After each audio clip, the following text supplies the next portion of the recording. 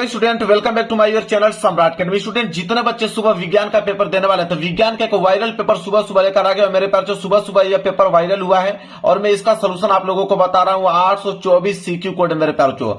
इस पेपर को सिर्फ आप लोगों को तैयार करके चले जाना है। यहाँ पे आप लोगों के 70 में मेरे प्यारों चो 65 नंबर बिल्कुल क्लियर है। मेरे प्यार से यही पेपर आप लोगों के एग्जाम में आने वाला है। जाके बस इसको एक बार प्रैक्टिस करके चले जाना। आधे घंटे 20 समय बचा है तो एक बार देख के चले जाना मेरे प्यार चो। एग्जाम हाल में मेरे प्यार चो यहाँ से 80 से लेकर 85% क्वेश्चन पूरा का पूरा सेम टू सेम छपने वाला है। कोड है मेरे प्यार चो 824 सीक्यू। याद कर लो मेरे प्यार चो, अनुक्रमांक और नाम यहाँ पे लिख लेना। और 2026 बोर्ड का जब रिजल्ट आएगा तो ओवरऑल देख लेना कि आपके 95 प्लस स्कोर रहने वाला है साइंस में। और मेरे प्यार बच्चों, इस पेपर को हल करने के लिए समय 3 घंटे 15 मिनट। 3 घंटे से पहले इस पेपर को करके आप एग्जाम हॉल में बैठ जाइएगा। यहाँ पे नीचे सामान्य निर्देश दिया गया है, मैं यही पढ़ के आप लोगों को बता देता हूँ। एग्जाम में कोई पढ़ने की जरूरत नहीं, क्वेश्चन को डायरेक्ट सॉल्व कीजिएगा। पहला निर्देश बोला है कि प्रारंभ के 15 मिनट परीक्षार्थियों को प्रश्न पत्र पढ़ने के लिए निर्धारित है। शुरू के 15 मिनट आपको टाइम मिलेगा इस पेपर को पढ़ने के लिए और 3 घंटे में इस पेपर को सॉल्व करना होगा। तो मेरे प्यार से जैसे ही पेपर मिले 15 मिनट का समय निकालकर पूरा का पूरा एक बार पेपर अच्छे से पढ़ लीजिएगा। पढ़ने के बाद जो जो क्वेश्चन आपको आ रहे होंगे उस पर क्वेश्चन पर ट्रिक लगाते चलिएगा। उन क्वेश्चन को सबसे पहले करना है आप लोगों को। बोला कि प्रश्न पत्र 2 खंडों में खंड आता था, खंड ब में विभाजित है। यह पेपर 2 खंडों में बना हुआ है। एक तो आएगा आपका खंड अ, इसके बाद आएगा आपका खंड ब। इसके बाद तीसरा बोला है कि खंड अ तथा खंड ब में 3 उपखंड दिए गए हैं, क ख ग में विभाजित है। कह रहा है कि खंड अ में भी 3 उपखंड है, खंड ब में भी 3 उपखंड है। 3 उपखंड इसलिए है क्योंकि यहाँ पे फिजिक्स, केमिस्ट्री, बायोलॉजी तीनों के अलग अलग उपखंड बनते हैं। चौथा बोला कि प्रश्न पत्र के खंड अ में बहुविकल्पीय प्रश्न है, जिसमें सही विकल्प का चुनाव करके ओएमआर शीट पर नीले अथवा काले बॉल पॉइंट पेन से सही विकल्प वाले गोले को पूर्ण रूप से भरें। इसका मतलब यह है कि खंड अ में बहुविकल्पीय प्रश्न है। कितने? टोटल 20 बहुविकल्पीय प्रश्न है और इसमें फिजिक्स का भी प्रश्न रहेगा, केमिस्ट्री का भी, बायोलॉजी का। तीनों मिलाकर 20 बहुविकल्पीय प्रश्न बनेंगे। इनका उत्तर आपको ओएमआर शीट पे देना होगा। आप नीले पेन का या काले पेन का यूज कीजिए रंगने के लिए ओएमआर शीट को, लेकिन पेन आपका बॉल पॉइंट पेन होना चाहिए। जेल वाली पेन का इस्तेमाल आप लोगों को नहीं करना है।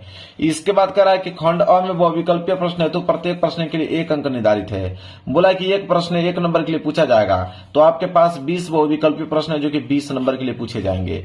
इसके बाद आ जाएगा आपका खंड ब। खंड ब में वर्णनात्मक प्रश्न रहेंगे। कितने नंबर के लिए? 50 नंबर का वर्णनात्मक प्रश्न रहेगा। इसके बाद बोला है कि प्रत्येक प्रश्न के सम्मुख उनके निर्धारित अंक दिए गए हैं। हर एक प्रश्न के आगे लिखा हुआ मिलेगा कि प्रश्न 1 नंबर का है या 2 नंबर का या 4 नंबर का या 6 नंबर का है। जितना भी नंबर का कोई भी प्रश्न होगा उसके सामने लिखा हुआ मिलेगा।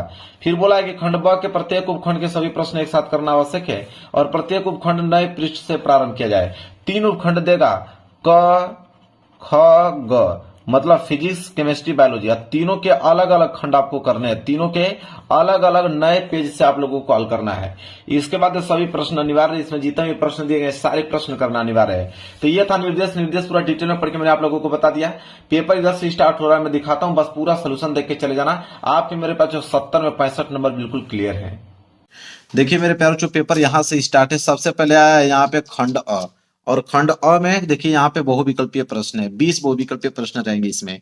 इसमें भी सबसे पहले उपभाग पहला आया है। उपभाग पहला मतलब यहाँ पे फिजिक्स के प्रश्न रहने वाले हैं। ठीक है, उपभाग में किसके प्रश्न रहेंगे? फिजिक्स के प्रश्न रहेंगे। देखिए पहला दिया हुआ है, क्या पहला प्रश्न पूछा है यहाँ पे? पूछा है कि किस लेंस से वस्तु का प्रतिबिंब आभासी, सीधा और वस्तु से छोटा बनता है। 1 नंबर के लिए क्वेश्चन पूछा गया है। सबको मालूम है मेरे प्यारे बच्चों कि वो है अवतल लेंस, क्योंकि अवतल लेंस में किसी वस्तु का प्रतिबिंब जो होता है वो आभासी बनता है, सीधा बनता है और वस्तु से क्या बनता है? छोटा बनता है। ये बात आपको भी जानकारी होनी चाहिए। तो पहले का ए वाले पे आप लोगों को रंग के आना है ओएमआर शीट में। भूलिएगा, मैं सारा क्वेश्चन बता रहा हूँ, एक एक क्वेश्चन पे अच्छे तरीके से नोट करना। पहले का ए जो है बिल्कुल राइट आंसर हो जाएगा। दूसरा प्रश्न देखिए क्या दिया हुआ है कि एक गोलीय दर्पण की वक्रता केंद्र तथा ध्रुव के बीच की दूरी जो है 20 सेंटीमीटर है। तो दर्पण के ध्रुव से फोकस दूरी क्या होगी? अब सबको मालूम है कि वक्रता केंद्र और ध्रुव के बीच की दूरी को हम लोग यहाँ पे आर से डिनोट करते हैं। ठीक है, जिसे त्रिज्या बोलते हैं हम लोग। यहाँ फोकस दूरी पूछा है। सबको मालूम है कि F बराबर जो होता है R/2 होता है, यह फार्मूला। तो R का वैल्यू तो ऑलरेडी दे रखा है। R का वैल्यू कितना दे रखा है? 20 सेंटीमीटर। तो R की जगह हम लोग लिखेंगे 20 और नीचे लिखेंगे 2। तो 20/2, 2 से कटाओगे 20 को तो कितना आ जाएगा? 10। तो F बराबर कितना आ जाएगा? 10 सेंटीमीटर। मतलब फोकस दूरी जो हुआ कितना आ गया? 10 सेंटीमीटर। कहने का मतलब है कि बी वाला ऑप्शन जो है बिल्कुल राइट आंसर हो जाएगा। तो दूसरे का बी जो है बिल्कुल करेक्ट आंसर हो जाएगा। क्लियर है? चलिए ये भी प्रश्न 1 नंबर के लिए था, यहां से 1 नंबर आपका बिल्कुल कवर हो गया। आगे बढ़ेंगे, अगला प्रश्न देख लीजिए क्या है। अगला है प्रश्न नंबर तीसरा, कह रहा है कि प्रकाश के किस घटना के कारण आकाश नीला दिखाई पड़ता है। ठीक है, तो किस घटना के कारण आकाश नीला दिखाई पड़ता है, 1 नंबर के लिए भी प्रश्न है मेरे प्यारे बच्चों। सबको मालूम है कि प्रकीर्णन के कारण, प्रकीर्णन के कारण मेरे प्यारे बच्चों जो आकाश होता है नीला दिखाई देता है। आगे बढ़ेंगे, अगला प्रश्न है प्रश्न नंबर 4। प्रश्न नंबर 4 है यहाँ पे कि एक लेंस की क्षमता दिया है +2 डायोप्टर और बोला है कि इसकी फोकस दूरी सेंटीमीटर में कितना होगा। सबको मालूम है मेरे प्यारे बच्चों कि ये फार्मूला आपको मालूम होना चाहिए कि एफ बराबर क्या होता है, 100/P होता है। ठीक है, तो यहां से क्या पूछा हमसे, फोकस दूरी ने, और P मतलब क्या होता है, लेंस की क्षमता, +2 डायोप्टर दिया है, तो हम लोग लिखेंगे F = 100 और बटे में क्या हो जाएगा, P का वैल्यू कितना है, 2 डायोप्टर। जब इसे कटा देंगे तो कितना आ जाएगा, 50। ठीक है, कितना आ जाएगा मेरे प्यारे बच्चों, 50 आ जाएगा फोकस दूरी। तो 50 जो है बिल्कुल राइट आंसर हो जाएगा, और ये जो होगा सेंटीमीटर में होगा, 50 सेंटीमीटर। ठीक है, चलिए, तो यहाँ 50 प्लस में आया है, इसलिए ए वाला ऑप्शन जो है बिल्कुल क्या हो जाएगा मेरे प्यारे बच्चों, राइट आंसर हो जाएगा, चौथे का ए। क्लियर है, चलिए आगे बढ़ते हैं, अगला प्रश्न देख लीजिए, प्रश्न नंबर 5वां, कह रहा है कि फ्यूज तार को निम्नलिखित घरेलू विद्युत वितरण के किस तार के श्रेणी क्रम में जोड़ा जाता है। 1 नंबर के लिए भी प्रश्न है, ऊपर वाला भी देखिए 1 नंबर के लिए ही प्रश्न था मेरे प्यारे बच्चों। ठीक है, चलिए तो आगे देखते हैं यहाँ पे। ठीक है, तो ये जो राइट आंसर होगा इसका हो जाएगा जीवित तार। ठीक है, सी वाला ऑप्शन जो है बिल्कुल इसका राइट आंसर हो जाएगा। क्लियर है, चलिए 5वें का सी। आगे बढ़ते हैं, अगला प्रश्न देखेंगे, प्रश्न नंबर 6। अगला है प्रश्न नंबर 6, कह रहा है कि यदि शक्ति, कार्य तथा समय के मात्रक क्रमशः x1 x2 x3 से प्रदर्शित किया जाए तो निम्नलिखित में से कौन सा संबंध सही है। 1 नंबर के लिए प्रश्न है मेरे प्यारे बच्चों। कह रहा है कि शक्ति को अगर हम x1 कहते हैं, कार्य को अगर हम यहाँ पे x2 कहते हैं, समय को अगर हम x3 कहते हैं, तो इन तीनों से मिलाकर कौन सा संबंध इन चारों में से जो होगा मेरे प्यारे बच्चों, वो राइट आंसर हो जाएगा। सबको मालूम है मेरे प्यारे बच्चों कि शक्ति गुणे समय बराबर कार्य होता है। ये बात आपको भी मालूम होना चाहिए कि शक्ति गुणे समय बराबर क्या होता है, कार्य होता है। ये फार्मूला आपको भी मालूम है। ठीक है, तो यहाँ पे शक्ति क्या है मेरे प्यारे बच्चों, x1, समय क्या है मेरे प्यारे बच्चों, यहाँ पे समय है x3, और यहाँ पे कार्य की बात करें तो कार्य होता है x2, कार्य को x2 से दर्शाया गया है। तो देखिए x1 गुणे x3 और बराबर x2 दिया है क्या, बिल्कुल देखिए x1 गुणे x3 बराबर x2, बी वाला ऑप्शन जो है बिल्कुल राइट आंसर हो जाएगा। क्लियर है, चलिए आगे बढ़ेंगे मेरे प्यारे बच्चों, प्रश्न नंबर 6 क्या हो जाएगा, बी जो है बिल्कुल राइट आंसर हो जाएगा। आगे देख लीजिए प्रश्न नंबर 7। प्रश्न नंबर 7 क्या है, कह रहा है कि एक चालक में 10 एम्पियर की धारा प्रवाहित होती है, इसके संगत अगर 2 सेकेंड में प्रवाहित होने वाली आवेश की मात्रा कितनी होगी। तो मेरे प्यारे बच्चों यहाँ 10 एम्पियर की धारा दिया है, धारा मतलब आई बराबर आपको दे रखा है यहाँ पे 10 एम्पियर। इसके बाद कह रहा है कि 2 सेकेंड में प्रवाहित होने वाली आवेश की मात्रा, तो 2 सेकेंड मतलब टी, समय दिया है मेरे प्यारे बच्चों कितना, 2 सेकेंड। पूछा है आवेश की मात्रा मतलब क्यू का वैल्यू, तो क्यू बराबर आई टी फार्मूला होता है, ये बात आपको मालूम होगा। तो Q बराबर आई का वैल्यू कितना दिया है, 10 एम्पियर, और समय दिया है 2 सेकेंड, तो Q बराबर क्या हो जाएगा, 10 दूनी के 20, और Q जो है आवेश है, आवेश का मतलब गुलाम होता है, तो मतलब 20 गुलाम जो है इस प्रश्न का राइट आंसर हो जाएगा। 20 गुलाम मतलब सी वाला ऑप्शन जो है इसका बिल्कुल राइट आंसर हो जाएगा। क्लियर है, चलिए आगे बढ़ते हैं मेरे प्यारों, अगला प्रश्न देख लीजिए। अगला प्रश्न है प्रश्न नंबर यहाँ पे 8वां, लेकिन उपभाग दूसरा स्टार्ट हो गया। उपभाग दूसरा मतलब अब यहाँ से केमिस्ट्री के प्रश्न रहेंगे, किसके, केमिस्ट्री के प्रश्न रहेंगे। प्रश्न नंबर 8वां से देखिए दिया हुआ है कि प्लास्टर ऑफ पेरिस का सूत्र है, 1 नंबर के लिए भी प्रश्न है मेरे प्यारों। तो प्लास्टर ऑफ पेरिस का सूत्र कौन सा है, इन चारों ऑप्शन से देख लीजिए।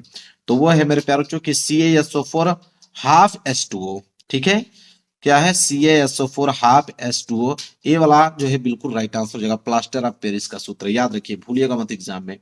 इसके बाद है प्रश्न नंबर 9 कि पीएच मान अगर 8.5 वाला विलियन होता है, 1 नंबर के लिए प्रश्न है, वेरी वेरी मोस्ट इंपोर्टेंट प्रश्न दिया है। तो सबको मालूम है कि अगर 7 से अधिक होगा तो क्षारीय कहलाएगा। तो 8.5 जो है 7 से तो अधिक है, 7 रहता तो उदासीन कहलाता, 7 से कम रहता तो अम्लीय कहलाता, लेकिन 7 से अधिक है तो क्षारीय कहलाएगा। तो 9 का ए जो है बिल्कुल राइट आंसर हो जाएगा। आगे बढ़ते हैं, अगला प्रश्न देख लीजिए क्या है, प्रश्न नंबर 10वां। प्रश्न नंबर 10वां है कि यहाँ पे दिया है कि CH3 CH फिर सिंगल बॉन्ड CH फिर CHO। अब यह देकर पूछा है कि इसका आईपीएससी नाम क्या होगा। ठीक है, तो इसका राइट आंसर मेरे प्यारे बच्चों हो जाएगा आप लोगों का कि 2 मेथिल प्रोपेनल। क्या हो जाएगा? 2 मेथिल प्रोपेनल। याद कर लीजिएगा, 10वें का सी जो है बिल्कुल राइट आंसर हो जाएगा। 1 नंबर के लिए भी प्रश्न है, बिल्कुल 10वें के 10 आंसर मैंने बता दिया। अभी 11वें प्रश्न की तरफ बढ़ते हैं। देखिए मेरे प्यारे बच्चों, 11वां प्रश्न है, कह रहा है कि वायतम कोष में 7 इलेक्ट्रॉनों वाला तत्व है। 1 नंबर के लिए प्रश्न है। तो वायतम कोष में 7 इलेक्ट्रॉनों वाला तत्व है मेरे प्यारे बच्चों, वह आपका अधातु। मतलब जितने भी अधातु हैं उनके जो वायतम कोष में 7 इलेक्ट्रॉन होते हैं। ठीक है, ये बात याद रखिएगा। तो 11वें का जो है ए जो है बिल्कुल राइट आंसर हो जाएगा। 12वां है कि कैल्शियम नाइट्रेट का रासायनिक सूत्र है। 1 नंबर के लिए प्रश्न ये भी है। तो कैल्शियम नाइट्रेट का रासायनिक सूत्र मेरे प्यारे बच्चों इन चारों ऑप्शन में से, तो कैल्शियम नाइट्रेट मतलब CnO3 होल ट्वाइस, बी वाला ऑप्शन जो है बिल्कुल राइट आंसर हो जाएगा। क्लियर है? आगे बढ़ेंगे प्रश्न नंबर 13वें की तरफ। देखिए क्या है कि निम्नलिखित में से असंतृप्त हाइड्रोकार्बन है। 1 नंबर के लिए प्रश्न है मेरे प्यारे बच्चों। तो असंतृप्त हाइड्रोकार्बन पूछा है, तो ये हो जाएगा आप लोगों का C2H2, जिसका रेशियो मेरे प्यारे बच्चों 1:1 का रेशियो बने वो होता है असंतृप्त हाइड्रोकार्बन। तो देखिए C2H2, तो 2 को काटोगे तो 1, फिर इस 2 को काटोगे तो 1:1 आ गया ना। चलिए, तो इस ट्रिक के माध्यम से आप ज्ञात कर सकते हो।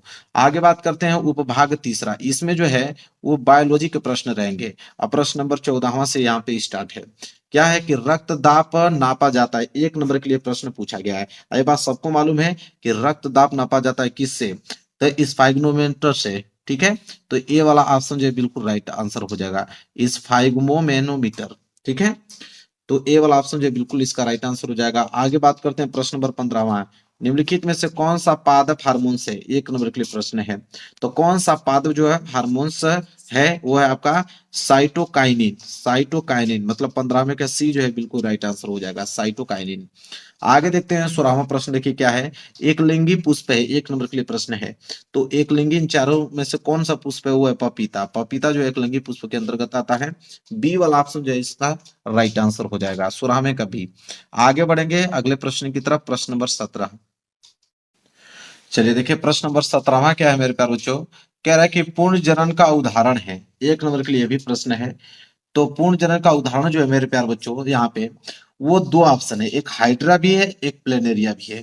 हाइड्रा भी आता है, प्लेनेरिया भी आता है। तो आप दोनों में से कोई भी आप ऑप्शन क्लिक करके आना, वो आपको एग्जामिनर नंबर देगा। ठीक है, ए करोगे तभी नंबर मिलेगा और डी करोगे तभी भी नंबर आपको मिल जाएगा। आगे बढ़ेंगे प्रश्न नंबर 18 कह रहा है कि ओजोन परत का क्षरण निम्न में से किसके कारण होता है। 1 नंबर के लिए प्रश्न है। तो ओजोन परत का क्षरण जो होता है वो निम्नलिखित में से किसके कारण होता है मेरे प्यारे बच्चों? वो होता है क्लोरोफ्लोरोकार्बन के कारण।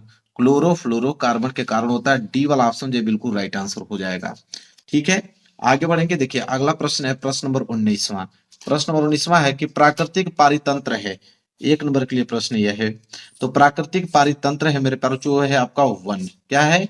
वन। डी वाला ऑप्शन जो है बिल्कुल राइट आंसर हो जाएगा। 20वां मेरे प्यारे बच्चों लास्ट प्रश्न है खंड अ का, कि आहार श्रृंखला में उत्पादक होते हैं। 1 नंबर के लिए प्रश्न है ये भी। तो आहार श्रृंखला में उत्पादक होते हैं हरे पौधे एवं नील हरित शैवाल। डी वाला ऑप्शन जो है बिल्कुल राइट आंसर हो जाएगा। 20वें का डी जो है बिल्कुल राइट आंसर। तो 20 के 20 मैंने प्रश्न बता दिया और 20 में बिल्कुल 20 आपको बिल्कुल राइट आंसर होना चाहिए, एक भी प्रश्न नहीं छूटना चाहिए। ठीक है, चलिए तो खंड अ समाप्त हो गया। अब खंड ब की तरफ बढ़ेंगे। देखिए यहां से स्टार्ट होता है खंड ब, और खंड ब में है आपका वर्णनात्मक प्रश्न। और कितने वर्णनात्मक प्रश्न होते हैं मेरे पास? जो 50 नंबर के वर्णनात्मक प्रश्न पूछा गया हुआ है। ठीक है, देखिए इसमें भी सबसे पहले उपभाग पहला दिया है, मतलब फिजिक्स का प्रश्न। सबसे पहले क्या आएगा? फिजिक्स का प्रश्न आने वाला है। प्रश्न नंबर 21वां। देखिए प्रश्न नंबर 21वां क्या है मेरे प्यारे बच्चों?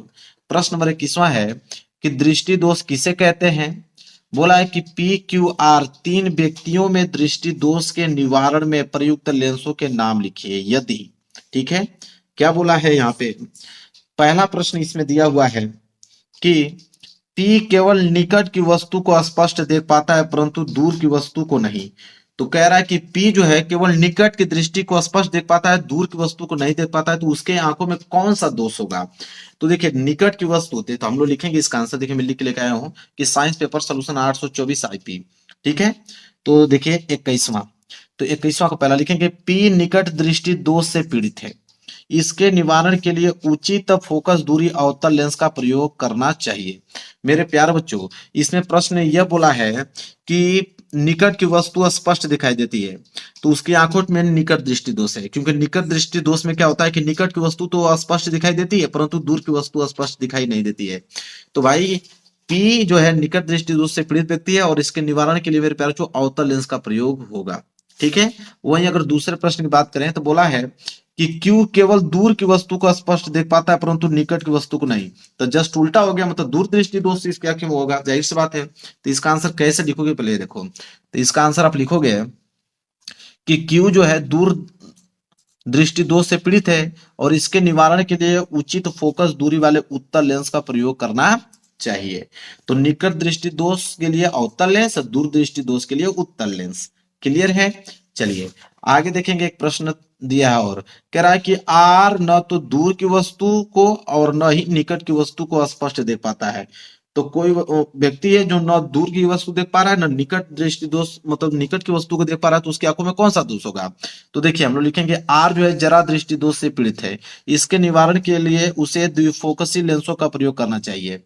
तो कोई अगर मनुष्य है न वो निकट की वस्तु को देख पा रहा है न तो वो दूर की वस्तु को स्पष्ट देख पा रहा है, तो उसकी आंखों में जरा दूरदृष्टिता दोष पाया जाता है और उसको दूर करने के लिए द्विफोकसी लेंसों का प्रयोग करना चाहिए। उत्तल लेंस भी होता है उसमें और अवतल लेंस भी होता है, उसे हम लोग बोलते हैं द्विफोकसी लेंस।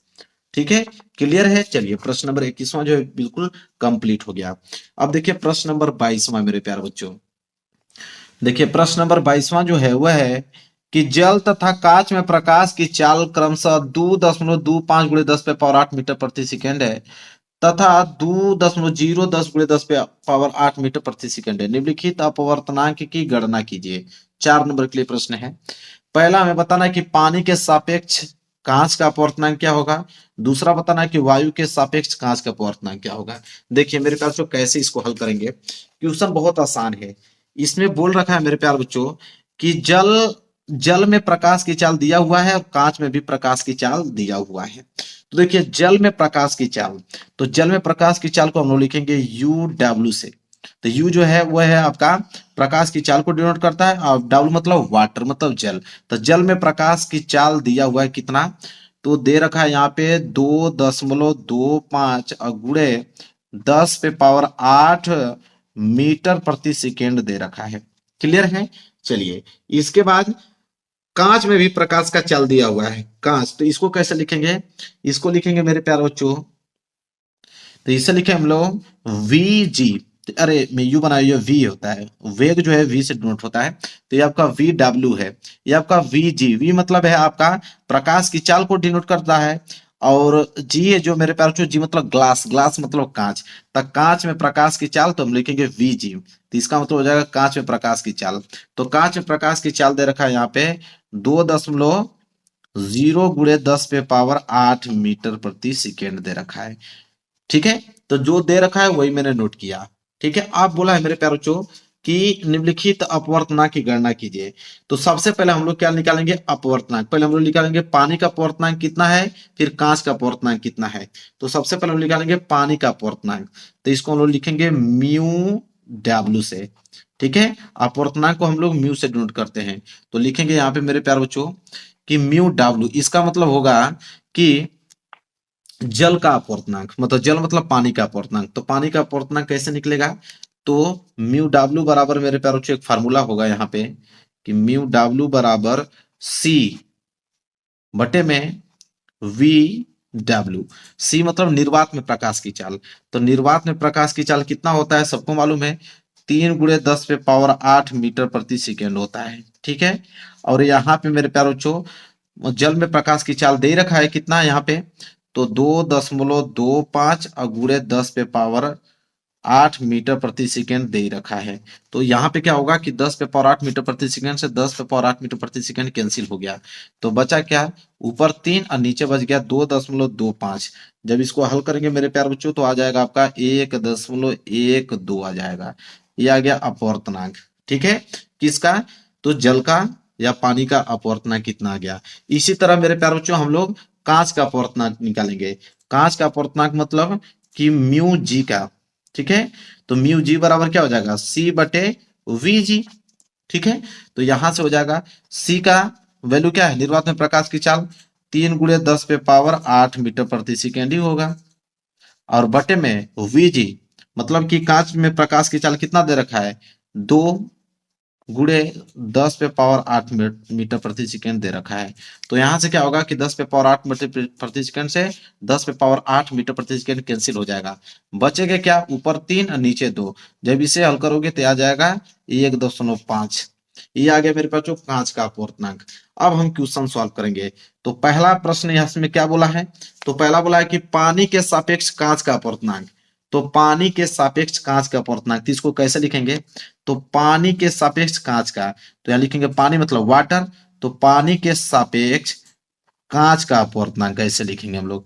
तो पानी के सापेक्ष कांच का अपवर्तनांक बराबर, फार्मूला क्या होगा मेरे प्यारे बच्चों, तो ये हो जाएगा आपका कि कांच का अपवर्तनांक अब बटे में मेरे प्यारे बच्चों पानी का अपवर्तनांक, ये फार्मूला होगा। तो बराबर लिखेंगे। अब सबको मालूम है कि यहाँ पे कांच का अपवर्तनांक अभी हमने निकाला कितना, 1.5, और यहाँ पे पानी का अपवर्तनांक अभी जस्ट मैंने निकाला 1.12। तो हो जाएगा मेरे प्यारे बच्चों 1 दशमलव कितना आया है, 1.2। ठीक है, तो 1 दशमलव देखिए यहाँ पे क्या है कि जब 3 में हम लोग 2.25 का जब हम लोग यहाँ पे क्या करेंगे, भाग देंगे, तो 1.12 नहीं आएगा मेरे प्यारे बच्चों। जब भाग देंगे तो आ जाएगा आपका 1.33 आ जाएगा। उसको डिवाइड सही से कर लीजिएगा, 1.33 आ जाएगा। तो ये मेरे प्यारे बच्चों यहाँ पे लिखेंगे 1.33। ठीक है, और जब इसको हम लोग कैंसिल करेंगे तो आ जाएगा 1.12 आ जाएगा। ठीक है, ये आ गया पहले का आंसर। इसी तरह दूसरा पार्ट हमसे क्या पूछा है, तो दूसरा हमसे पूछा है मेरे प्यारे बच्चों, यहाँ पे चलिए दिखाता हूं कि वायु के सापेक्ष कांच का अपवर्तनांक। तो वायु के सापेक्ष कांच का अपवर्तनांक लिखेंगे, वायु मतलब एयर, तो वायु के सापेक्ष कांच का अपवर्तनांक होता ग्लास का अपवर्तनांक। तो ये हो जाएगा आप लोगों का, पहले हो जाएगा ग्लास का अपवर्तनांक बटे में वायु का अपवर्तनांक ए बराबर, तो ये फार्मूला क्या हो जाएगा, तो देखिए कांच का अपवर्तनांक अभी 1.5, तो लिखेंगे 1.5 और बटे में वायु का अपवर्तनांक। ठीक है, तो वायु का अपवर्तनांक मेरे प्यारों से होता है 1.03। जब इसको काटेंगे तो आ जाएगा आपका 1.5। ठीक है, दोनों पार्ट को मैंने यहाँ पे क्या किया, बिल्कुल डिटेल में हल कर दिया। ऐसे ही हल करना है आपको, एग्जाम में 1 नंबर आपको कटने वाला नहीं है, पूरा का पूरा नंबर आपको मिलने वाला है। क्लियर है, चलिए इसको साइड करते हैं और अगला प्रश्न देखते हैं। अगला प्रश्न क्या है मेरे प्यारे बच्चों, प्रश्न नंबर 23वां है। कह रहा है कि किसी चालक का प्रतिरोध किन किन बातों पर तथा किस प्रकार निर्भर करता है। एक तार का प्रतिरोध R है, तो प्रतिरोध का मान कितना हो जाएगा जब उसी पदार्थ के तार की लंबाई दोगुनी तथा त्रिज्या आधी हो जाए। तो 4 नंबर के लिए प्रश्न है मेरे प्यारे बच्चों। तो चलिए 23वें का हम लोग यहाँ पे हल देखते हैं। तो 23वें का हल लिखेंगे हम लोग, देखिए 23वें का लिखेंगे हल कि चालक का प्रतिरोध किन किन बातों पर निर्भर करता है। तो पहला लिखेंगे उसमें कि चालक तार की लंबाई पर, किसी चालक तार का विद्युत प्रतिरोध अगर R है तो चालक के तार की लंबाई L के अनुपाती होता है। तो चालक तार की लंबाई पे डिनोट करता है, तो जो R होता है वह अनुपाती होता है L के। ये तो पहला कंडीशन हो गया। दूसरा किस पर निर्भर करता है, तो लिखेंगे कि चालक तार के क्षेत्रफल पर निर्भर करता है। और किसी चालक तार का विद्युत प्रतिरोध अगर R है तो चालक तार के अनुप्रस्थ काट के क्षेत्रफल एक क्या होता है, व्युत्क्रमानुपाती होता है मेरे प्यारे बच्चों। ठीक है, तो यहाँ पे लिखेंगे, देखिए R जो है वो उसके अनुप्रस्थ काट के क्षेत्रफल के क्या दिया हुआ है, व्युत्क्रमानुपाती होता है। इसके बाद देखिए तीसरा क्या लिखेंगे कि और किस पर निर्भर करता है, तो लिखेंगे कि चालक तार के पदार्थ पर। ठीक है, यदि विभिन्न पदार्थों के समान लंबाई L तथा समान अनुप्रस्थ काट A के तार लिए जाएं तो उनके प्रतिरोध जो होता है भिन्न भिन्न होंगे। इसके बाद चौथा जो है वो होता है कि चालक तार के ताप बढ़ाने पर विद्युत प्रतिरोध जो होता है बढ़ जाता है। जितना ताप बढ़ाओगे तो विद्युत प्रतिरोध भी जो होगा वो बढ़ जाएगा। तो इन बातों पर निर्भर करता है, मैंने पूरा डिटेल में इसको लिख दिया। चलिए अगला प्रश्न देखते हैं। अगला प्रश्न है प्रश्न नंबर 24वां ना। देखिए प्रश्न नंबर 24वां क्या है, बोला है कि निम्नलिखित नियमों का उल्लेख जो है नामांकित चित्र की सहायता से कीजिए और निम्नलिखित की सहायता से किस भौतिक राशि की दिशा ज्ञात की जाती है। 6 नंबर के लिए प्रश्न है। तो पहला है फ्लेमिंग के बाएं हाथ का नियम, 3 नंबर इस पे मिलेगा। और दूसरा है कि दक्षिण हस्त अंगुष्ठ नियम, 3 नंबर इस पे मिलेगा। तो चलिए सबसे पहले हम लोग देखेंगे फ्लेमिंग के बाएं हाथ का नियम। तो लिखिए, देखिए हेडिंग डालिए फ्लेमिंग के बाएं हाथ का नियम। लिखेंगे कि यदि हम अपने बाएं हाथ का अंगूठा तथा उसके पास वाली दोनों अंगुलियों को इस प्रकार फैलाएं कि तीनों परस्पर जो है लंबवत है, मतलब 90 डिग्री पे हों, तब यदि अंगूठे के पास वाली अंगुली तर्जनी जिसे बोलते हैं और चुंबकीय क्षेत्र की दिशा तथा दूसरी अंगुली मध्यमा जो है विद्युत धारा की दिशा हो, तो अंगूठा चालक पर लगने वाली बल की दिशा को प्रदर्शित करेगा। यही है मेरे प्यारे बच्चों फ्लेमिंग के बाएं हाथ का नियम। देखिए बाएं हाथ को इस प्रकार फैलाया गया है कि देखिए 90 डिग्री पे पूरा है, तो ये जो आपका अंगूठा है वो अंगूठा बल की दिशा को डिनोट कर रहा है। ये जो है तर्जनी अंगुली होता है, तो वह है चुंबकीय क्षेत्र की ओर इसको डिनोट करता है, और जो मध्यमा जो है उसकी धारा को डिनोट करती है कि धारा किस तरफ बह रही है। यह है आपका बाएं हाथ का नियम। ठीक है, चित्र भी उसमें बोला था सचित्र वर्णन कीजिए, तो मैंने चित्र भी बिल्कुल अच्छे से बना दिया। 3 नंबर यहाँ से मिल गया। और दूसरा था दक्षिण हस्त का नियम, तो दक्षिण हस्त अंगुष्ठ का नियम, यहाँ पे हेडिंग डालिए दक्षिण हस्त अंगुष्ठ का नियम। तो लिखेंगे कि दक्षिण हस्त अंगुष्ठ का नियम के अनुसार क्या कहता है कि यदि हम अपने दाहिने हाथ में विद्युत धारावाही चालों को इस प्रकार पकड़े कि हमारा अंगूठा जो है विद्युत धारा की दिशा की ओर संकेत करता है, ठीक है, तो हमारी उंगलियां चालक के चारों ओर चुंबकीय क्षेत्र की क्षेत्र रेखाओं की दिशा में लिपटी होगी। इसे मैक्सवेल क्राक स्क्रू नियम भी कहते हैं। तो देखिए मेरे प्यारे बच्चों, कह रहा है कि यदि हम दाहिने हाथ में विद्युत धारा चालक को इस प्रकार पकड़े, देखिए ये आपका रॉड है जिसमें विद्युत धारा प्रवाहित हो रही है, तो इसको अपने हाथों से इस प्रकार इस तरह पकड़ा हुआ है कि हमारी अंगुलियां जो है, कह रहा है कि अंगूठा जो है, अंगूठा किसकी तरफ डिनोट कर रहा है, वो अंगूठा जो है धारा की तरफ, कि धारा ऊपर बह रही है, ठीक है, तो अंगूठा जो है धारा की तरफ प्रदर्शित कर रहा है, और जो हमारी अंगुलियां हैं वो जो है उसके चारों ओर जो चुंबकीय क्षेत्र, देखिए ये जो रोटेट किया हुआ है ये चुंबकीय क्षेत्र है, तो चुंबकीय क्षेत्र की दिशा की ओर जो है वो लिपटी हुई है। तो इस प्रकार के नियम को मेरे प्यारे बच्चों हम लोग बोलते हैं दक्षिण हस्त अंगुष्ठ नियम, और इसे मैक्सवेल क्राक जो मैक्सवेल कार्क स्क्रू नियम भी कहते हैं, ये भी बात याद रखिए। तो कभी कभी क्या होता है कि पूछ लेता है एग्जामिनर कि मैक्सवेल का कार्क स्क्रू नियम भी लिखे, तो इसी तरह लिखना है, या तो दक्षिण हस्त अंगूठ नियम पूछ दे तो ये लिखना है। क्लियर है? चलिए, तो दोनों प्रश्नों को मैंने डिटेल में आप लोगों को बता दिया। आगे देखते हैं मेरे प्यारों बच्चों, प्रश्न नंबर 24वां यहाँ पे हुआ ना, तो प्रश्न नंबर 24वां में 2 ऑप्शन दिया है कि प्रश्न नंबर 24वां अगर ये करना चाहते हो तो अच्छी बात है, कर लीजिए, नहीं करना चाहते हो तो अथवा करके दिया हुआ है कि अगर ये वाला प्रश्न नहीं आप कर पाते हो तो यहाँ पे अथवा करके दिया हुआ है कि अगर वो नहीं करना चाहते हैं दोनों प्रश्न तो अथवा करके दिया है कि एक घर के मुख्य स्रोत से 3 तार ए बी और सी निकलते हैं, इनमें प्रत्येक तार का नाम, कार्य तथा उनके आवरण का रंग क्या होगा। ठीक है, मतलब क्या होता है। 6 नंबर के लिए प्रश्न अकेला ही है। तो चलिए देखते हैं कि हम लोग के घरों में जो लाइन आती है उसमें 3 तरह के तार होते हैं, उन तीनों तरह के कार्यों का हम लोगों का नाम लिखना है, उनका कार्य लिखना है, और उनका रंग कैसा होता है वो चीज बताना है। तो चलिए मेरे प्यारे बच्चों, देखिए बहुत आसान शब्दों में लिख के लेके आया हूं। देखिए अथवा वाला, सबसे पहले हम लिखेंगे कि घरेलू जो विद्युत वितरण में प्रयुक्त तार निम्नलिखित होते हैं। कौन कौन से? देखिए पहला पहला होता है कि विद्युतमय तार। विद्युतमय तार जो होता है वो उच्च वोल्टेज पर उपकरणों को धारा पहुंचाता है। यह आमतौर पर लाल या भूरे रंग में होती है। इसी प्रकार दूसरा जो होता है वो उदासीन तार। उदासीन तार वह तार होता है जो उपकरणों से धारा वापस ले जाती है। यह आमतौर पर नीले रंग का होता है। और तीसरा होता है मेरे प्यारे बच्चों यहाँ पे भू संपर्की तार। इसमें आमतौर पर कोई धारा नहीं होता है, ठीक है, जिसे हम लोग अर्थिंग बोलते हैं। हालांकि इसका उपयोग जो है बिजली के झटके से बचाने के लिए किया जाता है, जो दोषपूर्ण धारा को पृथ्वी पर प्रवाहित होने का मार्ग प्रदान करता है। यह आमतौर पर किस रंग का होता है? हरे रंग की होता है। हरे और पीले रंग का मिश्रण होता है। ठीक है, तो 3 प्रकार के तार पाए जाते हैं। तीनों प्रकार के तारों का मैंने कार्य लिखा, उसका नाम बताया। ठीक है, तो यहां बस इतना लिखोगे तो 6 नंबर एग्जामिनर आपको दे देगा। आगे बढ़ते हैं, अगला प्रश्न देखेंगे, प्रश्न नंबर 25वां। तो उसके पहले उपभाग दूसरा स्टार्ट हो गया। उपभाग दूसरा मतलब केमिस्ट्री के प्रश्न इसमें रहने वाला है। ठीक है, तो 25वां में 2 प्रश्न दिया है। तो पहला बोला है कि एथेनॉल के 2 रासायनिक गुणों के रासायनिक समीकरण लिखिए। 2 नंबर एग्जामिनर इस पे देगा। और एक प्रश्न है कि एसिटिक अम्ल के 2 रासायनिक गुणों के रासायनिक समीकरण लिखिए। 2 नंबर इस पे देगा। तो सबसे पहले हम लोग पहला देखेंगे कि एथेनॉल के 2 रासायनिक गुणों के रासायनिक समीकरण।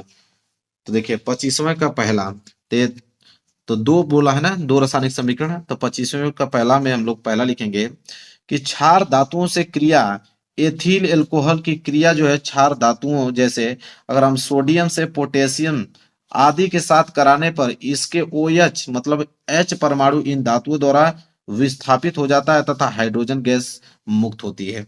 ठीक है, तो यहाँ पे मैंने पूरा का पूरा रिएक्शन लिखा है, रिएक्शन भी नोट कर लेना क्योंकि वहां पे समीकरण सहित बोला है कि रासायनिक समीकरण इसका लिखना है। तो अगर सिर्फ रासायनिक समीकरण लिख दोगे तभी भी आपको एग्जामिनर नंबर दे देगा, कोई दिक्कत नहीं है। मैं तो पूरा डिटेल में इसको समझाया हूँ। दूसरा लिखिएगा इसमें कि सांद्र सल्फ्यूरिक अम्ल से क्रिया 443 केल्विन ताप पर अगर एथेनॉल को सांद्र सल्फ्यूरिक अम्ल के साथ गर्म करने पर एथेनॉल का निर्जलीकरण होने से जो होता है एथिन प्राप्त होता है। तो यह सिर्फ आप देखिए, इसका रिएक्शन भी मैं लिखा हूँ, पूरा संतुलित रासायनिक समीकरण लिखा हूँ। तो अगर आप ये पूरा नहीं लिखते हैं, सिर्फ अगर इसको समीकरण लिख देते हैं, ये वाला भी समीकरण लिख देते हैं दो ठे, तो आपको नंबर दे देगा। ये तो मैं पूरा का पूरा डिटेल इसलिए बताया हूं ताकि आपको मालूम चल पाए कि किसके साथ कौन सी विक्रिया होकर कौन सा उत्पाद बनाया है। ठीक है, तो पहले का हो गया यहाँ पे। इसके बाद एक प्रश्न उसके नीचे और था, मैं दिखाता हूं आपको। तो ये तो हुआ था एथेनॉल के दो रासायनिक गुणों के रासायनिक समीकरण। अब हमें बताना पड़ेगा कि एसिटिक अम्ल के दो रासायनिक गुणों के रासायनिक समीकरण। तो चलिए एसिटिक अम्ल वाला देखते हैं। तो देखिए दूसरा का है पहला वाला, लिखेंगे कि एसिटिक अम्ल का अगर लिथियम एल्युमिनियम हाइड्रोक्साइड द्वारा अपचयन करने पर एथेनॉल प्राप्त होता है। देखिए पूरा का पूरा मैंने यहाँ पे रिएक्शन जो है उस संतुलित रिएक्शन लिखा है। और दूसरा होता है कि अगर इसे सोडियम हाइड्रोक्साइड जैसे क्षारक के साथ अगर गर्म करें तो लवण और जो जल प्राप्त होता है। तो देखिए लवण यह है, ये आपका जल प्राप्त हो रहा है। सोडियम हाइड्रोक्साइड को जैसे अगर देखिए ये आपका क्षारक है, क्षारक के साथ अभिक्रिया किया हूं तो लवण और जल प्राप्त हो रहा है। तो अगर ये सब ना लिख के सिर्फ रिएक्शन भी लिख दोगे तो एग्जामिनर जो है आपको पूरा का पूरा नंबर देगा, एक नंबर काट नहीं सकता है। आगे बात करते हैं प्रश्न नंबर 26वां। देखिए प्रश्न नंबर 26वां क्या है, बोला यहाँ पे कि निम्नलिखित को समझाइए। 4 नंबर के लिए है, दो प्रश्न है। पहला है कि द्वितीय अपघटन अभिक्रिया किसे कहते हैं। एग्जामिनर पहले इस पे 2 नंबर देगा। तो पहले चलिए देखते हैं द्वितीय अपघटन अभिक्रिया किसे कहते हैं। तो देखिए 26वें का पहला लिखेंगे कि जिस रासायनिक अभिक्रियाओं में दो अभिकारक धनात्मक और ऋणात्मक आयनों का आदान प्रदान करके दो नए यौगिक बनाते हैं उसे द्वितीय अपघटन अभिक्रिया कहते हैं। देखिए रिएक्शन भी लिखा हूं। देखिए ये आपका क्या है मेरे प्यारे, यहाँ पे बेरियम क्लोराइड है। देखिए मैं लिखा हूं एग्जाम्पल पे कि जब बेरियम क्लोराइड के विलयन में अगर हम सोडियम सल्फेट का विलयन मिलाते हैं तो बेरियम सल्फेट और सोडियम क्लोराइड बनता है। तो आयनों के आदान प्रदान से जो अभिक्रिया होता है उसे द्वितीय अपघटन अभिक्रिया कह सकते हैं। जैसे देखिए ये जो Ba है और यहाँ पे आपका SO4, तो Ba जो है मेरे प्यारे ये पॉजिटिव होता है, SO4 माइनस होता है। तो प्लस जो है माइनस की तरफ आकर्षित होकर BSO4 बेरियम सल्फेट बना दिया। और क्लोरीन जो मेरे प्यारे वो माइनस होता है, सोडियम जो होता है प्लस होता है। तो यह प्लस इस माइनस के साथ अभिक्रिया करके NaCl बना दिया, मतलब सोडियम क्लोराइड बना दिया। तो वही है कि जिस रासायनिक अभिक्रिया में दो अभिकारक, ये अभिकारक है ना, दो अभिकारक धनात्मक और ऋणात्मक आयनों के आदान प्रदान से नए यौगिक बनाते हैं उसे हम लोग द्वितीय अपघटन अभिक्रिया कहते हैं। क्लियर है। चलिए वही दूसरा बोला है यहाँ पे कि उदासीनीकरण अभिक्रिया किसे कहते हैं। तो चलिए देखिए उदासीनीकरण अभिक्रिया किसे कहते हैं। लिखेंगे कि जब अम्ल किसी क्षार से क्रिया करता है तब लवण और जल बनता है, इसे उदासीनीकरण अभिक्रिया कहते हैं। मतलब कि अम्ल और क्षार अगर आपस में विक्रिया करके लवण तथा जल बना दे तो समझिए कि उदासीनीकरण अभिक्रिया हुआ है। जैसे NaOH सोडियम हाइड्रोक्साइड है और HCl मेरे प्यार जो हाइड्रोक्लिक अम्ल है। तो यह जो है आपका क्षार है, ठीक है, और ये आपका अम्ल है। तो क्षार और अम्ल आपस में विक्रिया करके NaCl बना दिया जो कि एक लवण है नमक, और यहाँ पे क्या बना दिया, जल बना दिया। तो ये जो है आपका उदासीनीकरण अभिक्रिया कहलाएगा। क्लियर है मेरे प्यारों बच्चों, ऐसे लिखना है आपको। चलिए आगे बढ़ते हैं प्रश्न नंबर 27 की तरफ। देखिए प्रश्न नंबर 27वां क्या है। प्रश्न नंबर 27वां है कि निम्नलिखित पर संक्षिप्त टिप्पणी लिखिए। ठीक है, 6 नंबर के लिए है, 3 प्रश्न है, 2-2 नंबर आपको दिया जाएगा। पहला है कि पीएच मान बताइए, 2 नंबर इस पे एग्जामिनर देगा। तो चलिए देखते हैं पीएच मान। तो हम लोग लिखेंगे मेरे प्यारे बच्चों कि पीएच अम्लों एवं क्षारकों के जलीय विलयन में हाइड्रोजन आयनों की सांद्रता मापने की इकाई किसी विलयन का पीएच मान उसमें उपस्थित हाइड्रोजन आयन सांद्रण के व्युत्क्रमण का लघुगणक होता है। जिससे पीएच बराबर क्या होता है, -log-S धनायन। ठीक है, ये है पीएच मान किसे कहते हैं। पूरा डिटेल में बस 2-3 लाइन लिखना है, एग्जामिनर आपको 2 नंबर दे देगा। वहीं दूसरा है कि आक्सीकरण अभिक्रिया किसे कहते हैं, 2 नंबर एग्जामिनर इस पे देगा। चलिए देखते हैं ऑक्सीकरण अभिक्रिया किसे कहते हैं। लिखेंगे हम लोग, देखिए दूसरा, कि किसी तत्व की संयोजकता में वृद्धि होना ऑक्सीकरण कहलाता है। किसी पदार्थ का ऑक्सीजन या अन्य ऋण विद्युतीय तत्व के साथ जुड़ना ऑक्सीजन कहलाता है, मतलब ऑक्सीकरण कहलाता है, मतलब ऑक्सीजन का जुड़ना ही ऑक्सीकरण कहलाता है, ऐसे आप समझ सकते हो। ठीक है, देखिए यह चीज, ये जो पारा है ना, इसमें देखिए ऑक्सीजन जुड़ गया है तो ये 2H बना दिया। ठीक है, तो इस तरह आप कह सकते हो कि यहाँ पे ऑक्सीकरण हुआ है। ठीक है, यहाँ पे बहुत सारे मैंने एग्जाम्पल दिया हुआ है। देखिए CH2, ठीक है, और प्लस ऑक्सीजन दोनों मिलके CO2 और प्लस जल बना दिया, तो ये भी ऑक्सीकरण अभिक्रिया के ही उदाहरण है। चलिए, क्लियर हो गया, आगे देखते हैं। इसके बाद है तीसरा दहन अभिक्रिया। एग्जामिनर इस पे 2 नंबर देगा। तो दहन अभिक्रिया किसे कहते हैं, चलिए नोट कीजिए। तो लिखेंगे कि किसी पदार्थ का ऑक्सीजन की उपस्थिति में जलने की क्रिया दहन अभिक्रिया कहलाती है। जैसे यहाँ पे मेरे प्यारे, जो कार्बन है, कार्बन जो है ऑक्सीजन की उपस्थिति में जब हम लोग जला रहे हैं तो यहाँ पे कार्बन डाइऑक्साइड और उसमें से ऊष्मा निकल रहा है और प्रकाश भी निकल रहा है, तो ये जो है क्या कहलाएगा मेरे प्यारे, जो दहन अभिक्रिया कहलाएगा। ठीक है, कि कोई भी मेरे प्यारे जो पदार्थ है उसे अगर ऑक्सीजन की उपस्थिति में जलाएं जिसमें से आपके ऊष्मा और प्रकाश निकले, उसे हम लोग दहन विक्रिया कहते हैं। क्लियर है, चलिए। तो यहाँ पे तीनों बताएंगे तो 6 नंबर मिलेगा। अगर तीनों नहीं करना चाहते हो तो अथवा करके मेरे प्यारो जो और दिया हुआ है 3 प्रश्न, अगर ये तीनों नहीं करना चाहते हो तो ये तीनों कर दो, इसमें भी 6 नंबर मिलेगा। जिसमें से पहला बोला है कि ब्लीचिंग पाउडर का जल शोधन में उपयोग लिखे, 2 नंबर, मतलब ब्लीचिंग पाउडर का हम लोग जल शोधन में किस प्रकार उपयोग करते हैं। तो देखिए कैसे लिखोगे, यहाँ पे अथवा है, अथवा का पहला लिखोगे मेरे प्यारे बच्चों यहाँ पे, कि इसका उपयोग जो है वो सूती तथा लिनेन वस्त्रों तथा लकड़ी के लुगदी के विरंजन, पेयजल के शोधन, जीवाणुनाशक के रूप में, क्लोरोफॉर्म के निर्माण, यौगिकों के ऑक्सीकरण तथा चीनी को सफेद करने हेतु आदि में किया जाता है। मतलब चीनी के सफेद करने में किया जाता है। ठीक है, लिनेन वस्त्रों को कपड़ा धोने के लिए किया जाता है, लकड़ी के लुगदी के विरंजक, पेयजल को शोधन करने में उनका प्रयोग किया जाता है। ठीक है, चलिए। इसके बाद दूसरा है कि प्लास्टर ऑफ पेरिस से जिप्सम प्राप्त करने का रासायनिक समीकरण लिखे, 2 नंबर एग्जाम में इस पे देगा अगर ये करते हो तो देखिए प्लास्टर ऑफ पेरिस से जिप्सम प्राप्त करने के लिए बोला है। तो देखिए यह आपका प्लास्टर ऑफ पेरिस से क्या प्राप्त हो रहा है, यहाँ पे जिप्सम प्राप्त हो रहा है। ठीक है, मतलब कैल्शियम सल्फेट है उसमें हम लोग जल मिला दे रहे हैं, तो यहाँ पे कैल्शियम सल्फेट और 2H2O मतलब जिप्सम प्राप्त हो रहा है। तो यह अभिक्रिया, बस आपको रिएक्शन लिख देना है, 2 नंबर एग्जामिनर दे देगा आपको। इसके बाद है संक्षारण को उदाहरण द्वारा समझाइए, 2 नंबर इसमें मिलेगा। तो चलिए देखते हैं संक्षारण। तो लिखेंगे हम लोग यहाँ पे तीसरे का उत्तर, कि वह अभिक्रिया जिसमें धातु जो है वायु की ऑक्सीजन, नमी या अन्य रसायनों से धीमी अभिक्रिया द्वारा धीरे धीरे नष्ट हो जाती है, संक्षारण कहलाता है। देखिए संक्षारण के उदाहरण जैसे लोहे पर जंग लगना, धातु की चमक धीरे धीरे खत्म होना, धातु की ताकत जो है वो कमजोर होना, ये सभी जो है मेरे प्यारे बच्चों संक्षारण के उदाहरण है। बस इतना ही पॉइंट आपको लिखना है, 1 नंबर एग्जामिनर नहीं काट सकता है। दोनों प्रश्न मैंने बता दिया, दोनों में से कोई भी आप कर देना, 6 नंबर दे देगा। या तो 27वां में ये तीनों प्रश्न कर लो, या तो अथवा करके ये तीनों प्रश्न कर दो, 6 नंबर आपको मिल जाएगा। अब यहां से स्टार्ट होता है उपभाग तीसरा, जिसमें आपके बायोलॉजी के प्रश्न रहने वाले हैं। देखिए मेरे प्यार जो प्रश्न नंबर 28वां, बायोलॉजी का प्रश्न 28वां स्टार्ट हो रहा है यहाँ से, कि ओजोन क्या है तथा यह किसी पारितंत्र को किस प्रकार प्रभावित करती है। तो चलिए जानते हैं कि ओजोन क्या है और यह किसी पारितंत्र को किस प्रकार प्रभावित करती है। इसका आंसर हम लोग देते हैं 28वें का।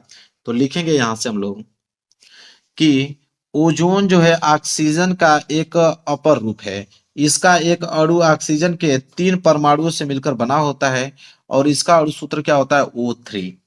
यह ऑक्सीजन के 3 अणुओं की सूर्य के प्रकाश की उपस्थिति में अभिक्रिया द्वारा बनती है। जैसे आप ये रिएक्शन भी लिख सकते हो।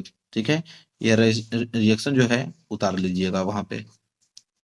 ठीक है, फिर लिखेंगे इसी के नीचे, जब रिएक्शन के नीचे लिखेंगे कि ओजोन पृथ्वी की सतह पर एक आवरण बनाती है जो परावैंगनी विकिरणों से बचाती है, क्योंकि परावैंगनी विकिरण हमारे लिए बहुत ही हानिकारक है। इस प्रकार यह परितंत्र को नष्ट करने से हमें क्या करती है, बचाती है। बस इतना ही पॉइंट आपको लिखना है, बहुत आसान शब्दों में लिख के लेके आऊं ताकि आपको याद हो पाए और एग्जाम में आप 70 में 70 नंबर लेकर आ पाए। इसके बाद प्रश्न नंबर 29वां है कि खाद्य श्रृंखला एवं खाद्य जल को उदाहरण सहित समझाइए, 4 नंबर के लिए। ठीक है, चलिए इसका उत्तर हम लोग देखते हैं। तो देखिए 29वां लिखेंगे खाद्य श्रृंखला, लिखेंगे कि खाद्य श्रृंखला या आहार श्रृंखला स्वपोषी जीवों जैसे घास या शैवाल जो प्रकाश संश्लेषण के माध्यम से अपने स्वयं के लिए भोजन उत्पादित करते हैं से प्रारंभ होने वाले एक शीर्ष परभक्षियों जैसे भूरा भालू या हत्यारा तिमी पर समाप्त होने वाले आहार जाल में कड़ियों का एक रैखिक संचाल है। लिखेंगे आगे उसमें कि खास श्रृंखला या आहार श्रृंखला स्वपोषी जीवों जैसे घास या शैवाल जो प्रकाश संश्लेषण के माध्यम से स्वयं के लिए भोजन उत्पादन करते हैं से आरंभ होने वाले एक शीर्ष परभक्षियों जैसे भूरा लाल हत्यारा तिमी पर समाप्त होने वाली आहार जाल में कड़ियों एवं रैखिक संचाल है। चलिए मेरे प्यार उठिए, यहाँ तक हो गया। देखिए एक ही शब्द को दो बार यहाँ पे लिखा गया, जैसे खास श्रृंखला है ना, तो यहाँ से और ये जो ऊपर जो खास श्रृंखला यहाँ दोनों चीज एक ही में यहाँ पे दो बार टाइप कर दिया हूँ, तो इन दोनों में से कोई एक ही आप लिख दीजिएगा। ठीक है, तो इसको हटा दो, यहाँ से लिख लीजिएगा। फिर इसके लिखिएगा आगे कि भूकृमि या कोष्ठातुर या अपघटक प्रजातियां जैसे कवक या जीवाणु खाद्य श्रृंखला का प्रत्येक चरण अथवा कड़ी एवं पोषी स्तर बनाते हैं। लिखेंगे आगे कि स्वपोषी अथवा उत्पादक प्रथम पोषी स्तर है तथा सौर ऊर्जा का स्थिरीकरण करके उसे परपोषियों अथवा उपभोक्ताओं के लिए उपलब्ध कराते हैं। शाकाहारी अथवा प्राथमिक उपभोक्ता द्वितीय पोषी तार रायु मांसाहारी गैचा द्वितीय उपभोग तृतीय पोषक स्तर तथा शीर्ष मांसाहारी अथवा तृतीय उपभोक्ता चतुर्थ पोषी स्तर निर्मित करते हैं। इसके बाद लिखेंगे एक खाद्य जाल। लिखेंगे कि खाद्य श्रृंखला एक पारिस्थितिकीय तंत्र की कई खाद्य श्रृंखलाओं का जाल है।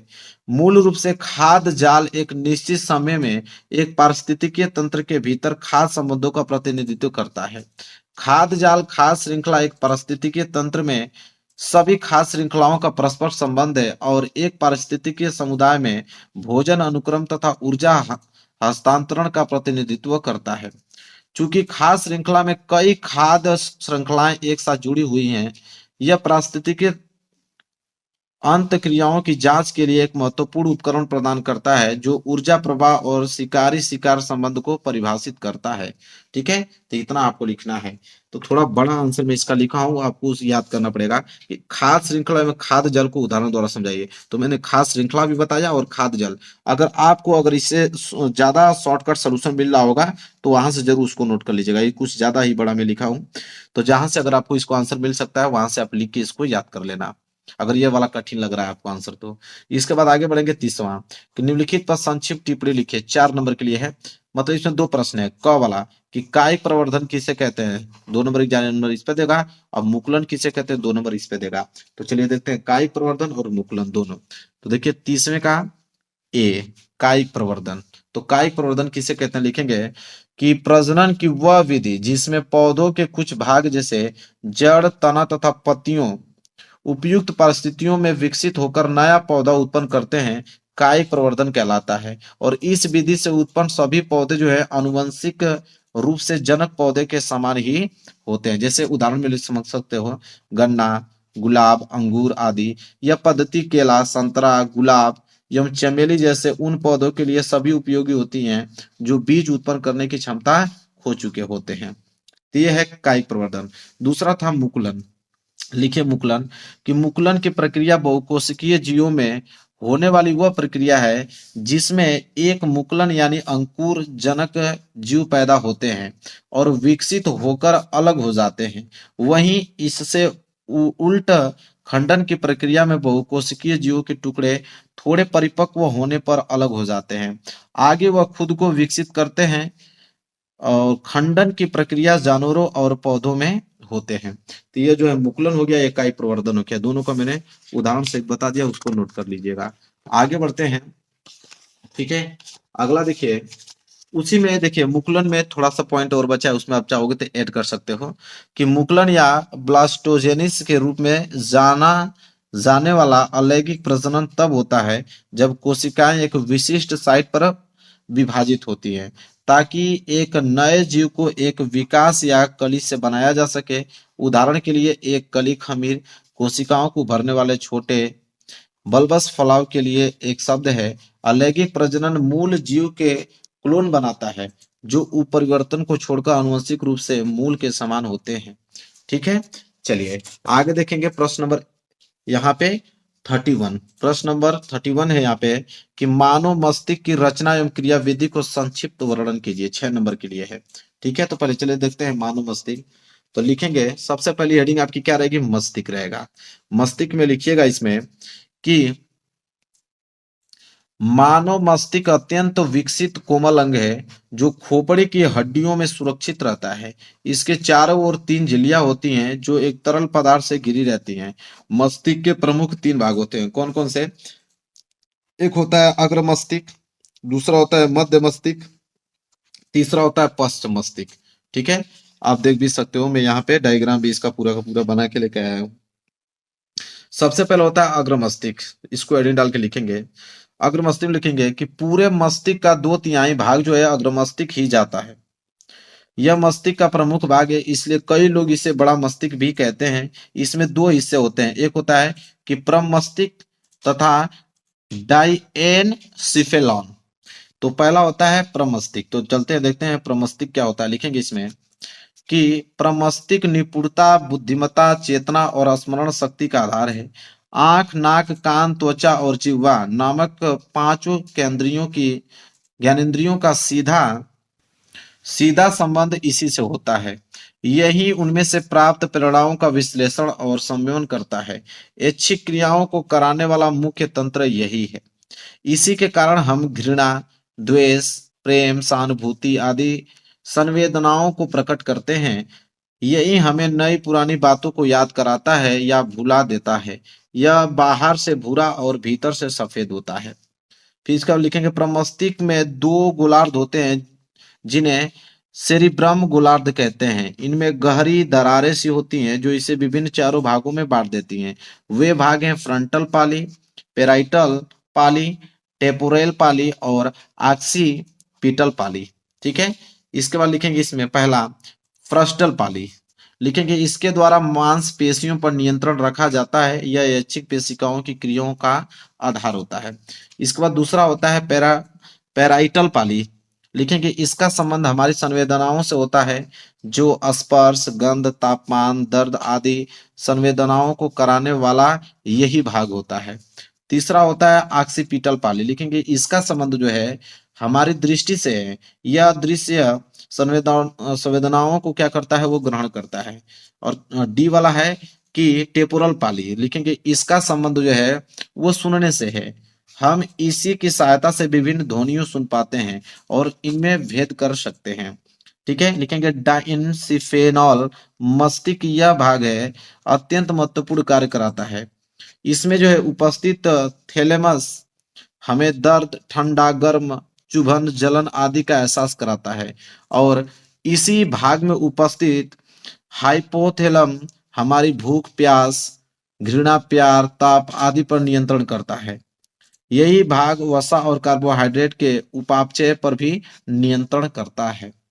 फिर लिखेंगे अगली हेडिंग अग्र मस्तिष्क के कार्य। लिखेंगे पहला, ये सभी संवेदी अंगों के संदेशों को प्राप्त करता है।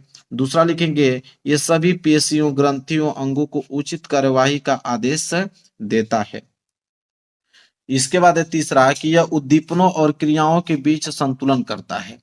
फिर है चौथा कि यह पिछले अनुभव और स्मृतियों के आधार पर हमारे व्यवहार में परिवर्तन लाता है। पांचवा कि यह सभी सूचनाओं और ज्ञान को प्राप्त करता है और उनका संग्रह कर लेता है। इसके बाद आता है मध्य मस्तिष्क। लिखेंगे कि मध्य मस्तिष्क 2 भागों में बटा होता है, एक बारपोरा क्वाड्रिजेनिया और क्या होता है एक सेरिब्रम पेडकल।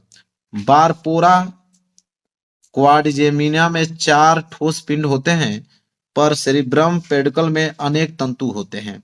इसके बाद है तीसरा पश्च मस्तिष्क। लिखेंगे कि इसे अनुमस्तिष्क भी कहते हैं। इसकी रचना करने वाले मेडला, आबला, गेटा तथा सेरिबेलम है। सेरिबेलम की रचना बहुत जटिल है, यह ठोस होता है और यह प्रथम मस्तिष्क के बिल्कुल नीचे होता है। यह गतियों का ठीक प्रकार से नियंत्रण करता है। हमारा चलना, दौड़ना, भागना, उठना, बैठना, नाचना आदि इसी के द्वारा जो है नियंत्रित होता है। लिखेंगे कि मस्तिष्क के पीछे त्रिभुजाकार भाग को मेडुला ऑब्लांगेटा कहते हैं। यह हृदय की धड़कन, श्वसन, पाचन आदि अनैच्छिक क्रियाओं को नियंत्रित करता है। ठीक है, इतना आप लोग लिखोगे। तब जाके एग्जाम जो है आप लोगों को 6 नंबर देगा। अगर ये नहीं करना चाहते हो तो अथवा करके एक और प्रश्न दिया हुआ है कि पारितंत्र में ऊर्जा प्रवाह का सचित्र वर्णन कीजिए। तो ये नहीं करना चाहते थे, इसको कर लीजिए, मैं ये होमवर्क दे देता हूँ आप लोगों को। ठीक है, ये होमवर्क है। अगर ये नहीं करना चाहते हो तो पारितंत्र में ऊर्जा प्रवाह की सचित्र वर्णन कैसे करते हैं इसको कर दीजिएगा।